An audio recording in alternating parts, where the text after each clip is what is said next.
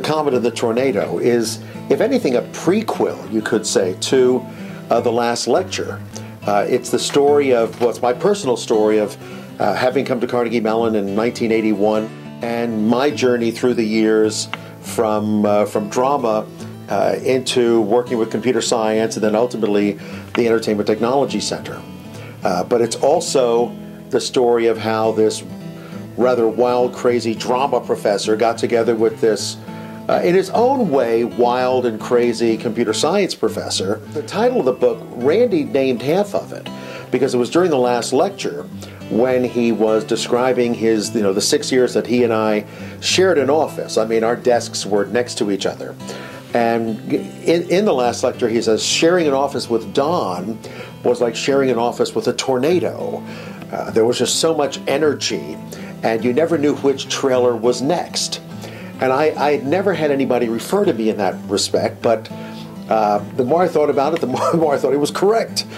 But then, if I had a moniker, of Tornado, what would be the moniker for him? I mean, how would I describe Randy, especially since he was gone at that point? And Comet came up because he just flashed upon the world scene, and everyone saw him, and he left this glorious trail of thoughts and lessons, and then disappeared into the heavens. I'm going to read a portion of the book that has to do with my first experience, my first encounter with computers. My computer science experience had actually commenced way back in 1982.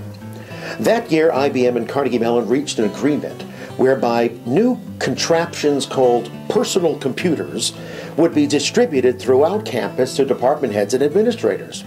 As assistant head of drama at the time, I was qualified to get one. I remember distinctly the day there was a knock on my office door, and I opened it to confront a delivery man holding 2 beige containers about the size of a bread box. "This is for you," he said. Not quite knowing what to make of the thing, I smiled blankly at him and motioned to my desk. He placed the larger box containing the computer on it, capped off by a smaller box containing a monitor.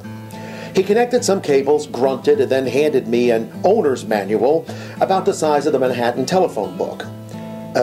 What am I supposed to do with this?" I asked. "Read it," he said before exiting. Since I am not fond of reading small print volumes the size of the Gutenberg Bible, I placed the new toy and its accompanying opus on a spare desk in the corner, and there they sat. Sometime in the new year, I was called into the office of Akram Midani, the Dean of the College of Fine Arts. Akram was a mentor to me, almost an idol. He was a veritable genius, erudite, cunning, multilingual, a college pasha. He beckoned me to sit down and said, "Don, we have a problem." Those are not words any departmental administrator wants to hear from the dean. "We have reports you're not using your computer," he said. It took me a moment to figure out that he was referring to the beige box collection in the corner of my office. Being an actor, I feigned affront, outrage, and shock at this indignity, declaring vociferously, "That is an absolute lie. I do use it." "You do?" he replied, genuinely surprised. "Yes," I went on, pausing for effect, "as a shelf." We both laughed, but the point was made.